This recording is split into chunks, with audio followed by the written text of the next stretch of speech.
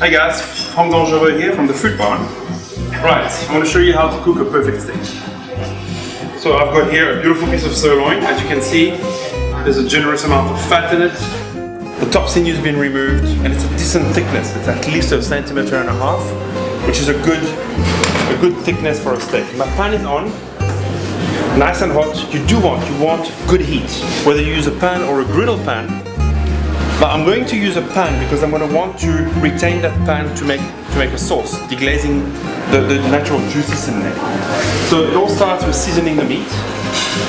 You must always season the meat beforehand, otherwise the seasoning won't penetrate, won't go through. So a good amount of salt and pepper on that steak. You can also do rubs, okay? That's completely possible. Maybe that'll be an opportunity to do another little show, but as far as I'm concerned, this one, all I want is salt and pepper on both sides. Now we're going to put some olive oil in the pan, and the oil is nice and hot, and in goes the steak.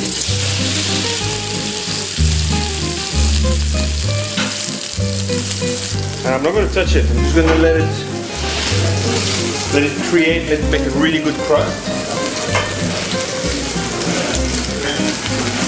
Now there's quite a bit of thickness, so you're looking at, for a steak that thick, it's going to have to cook for about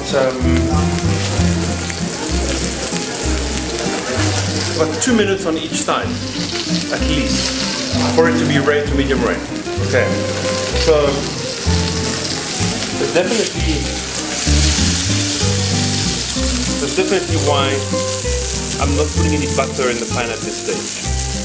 Okay, I like to put a bit of butter in the pan towards the end when I start to, the French word for it is arroser, when you take the juices in a spoon and you pour it over. I'll show you in a minute how to do it. But for now, the oil won't burn, so it'll allow that piece of meat to get a really good color on either side.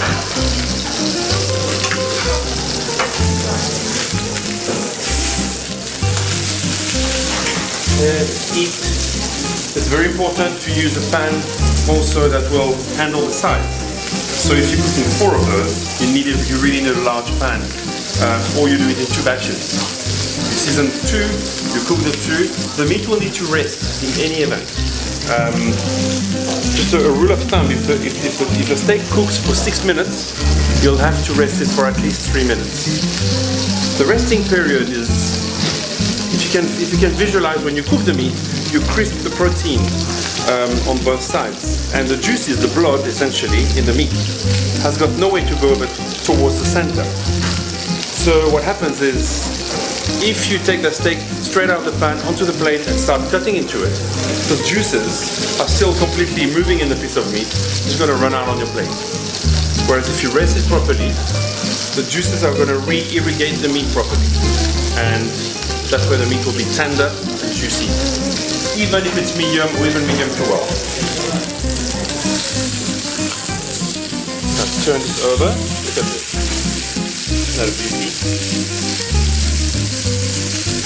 You can already get a feel from just touching the meat, the kind of resistance. I'm going to cut a piece of butter. Put some butter in my pan. Now this is more than one reason why you want to do this.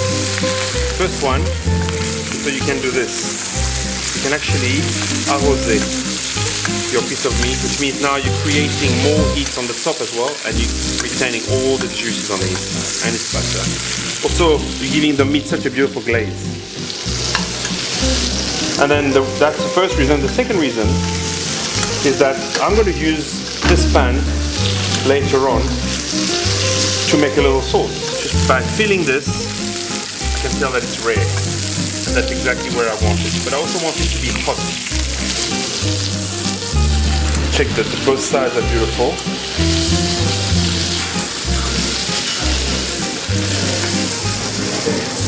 And I'm gonna let it rest. And this is something that you have to do for about 2 to 3 minutes.